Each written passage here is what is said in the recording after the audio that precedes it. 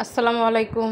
সবাই কেমন আছেন? আমি আলহামদুলিল্লাহ ভালোই আছি। আজকে আমি আপনাদের সাথে শেয়ার করব যে আমি মাছের গুঁটা বা ওই যে মরিচ খোলা কীভাবে রান্না করলাম। মরিচ খোলা আসলে এটা নোয়াখালীর ঐতিহ্যবাহী খাবার, বিখ্যাত খাবার আর কি মরিচ খোলা। এটা যে খালি গুঁড়া মাছ দিয়ে করা হয়, বৈশা মাছ দিয়ে করা হয় তা না, অন্যান্য সব মাছ দিয়েও করা যায়। আমি রুই মাছের পেটের মাছ দিয়ে করলাম আর কি। পেটের মাছ দিয়ে করাতে ভালো হয়েছে, ওই যে কাটা কম, ওই যে পিঠের মাছ দিয়ে করলে কাটা বেশি হয়। তো আমি প্রথমে কড়াইতে আমি পেঁয়াজ দিয়ে দিলাম, দিয়ে হলুদের গুঁড়া, মরিচের গুঁড়া, জিরার গুঁড়া, লবণ, আদা রসুন পেঁয়াজ পেস্ট এগুলি দিয়ে দিলাম।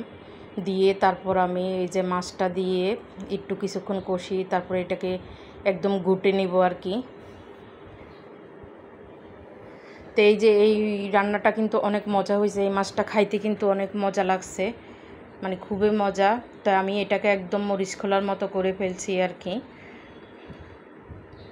শুধু যে বৈশা মাছ দিয়ে করা হয় বা গুঁড়া মাছ দিয়ে করা হয় ওইটা না, এটা সব মাছ দিয়েই করা যায়। এবার আমি এই যে মাছগুলি দিয়ে দিলাম, এই যে সব আমি পেটের মাছ দিছি, কারণ এই মাছের মধ্যে কাটা কম আছে। নইলে পিঠের মাছ বা লেজ টেজ এগুলি দিলে কাটার জন্য খাওয়াই তো যাবে না, বাসায় যাবে না। যার কারণে আমি এই পেটের মাছ দিয়ে করে নিলাম আর কি, একটু ঝাল ঝাল করে সুন্দর করে করে নিছি।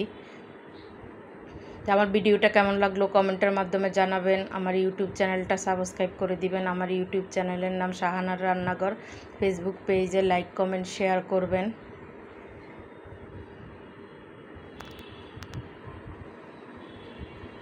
তো এই যে আমার করছে, এই যে মাছটা আমি কষিয়ে তারপরে একটু পানি দিয়ে দিছি, দিয়ে আবার কষাবো। কষায় এই যে মাছটা আমি ভেঙে ভেঙে দিব, এই যে এখনও একটু ভেঙে ভেঙে দিতেছি।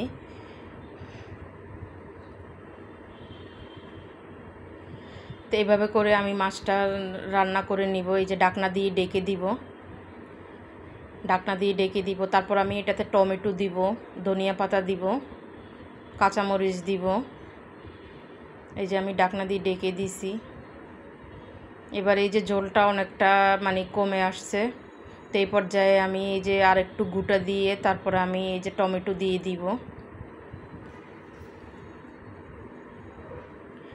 টমেটো দিয়ে তারপর আমি আবার ঢাকনা দিয়ে ডেকে দিব এটাকে।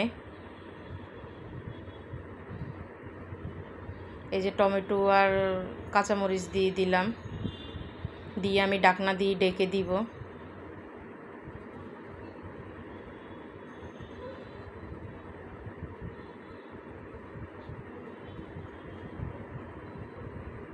ঢাকনা দিয়ে ডেকে দিব, ডেকে দিয়ে তারপরে এই যে আমি একটু পানি দিয়ে দিব, দিয়ে আবার ঢাকনা দিয়ে ডেকে দিব, দিয়ে এটাকে আমি একদম শুকিয়ে ফেলবো।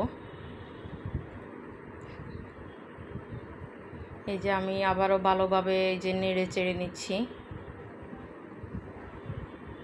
একদম পানিটা আমি শুকিয়ে ফেলবো। এই যে পানিটা একদম শুকিয়ে গেছে। এবার আমি এটাতে ধনিয়া পাতা দিয়ে দিব। এই যে ধনিয়া পাতা দিয়ে দিব।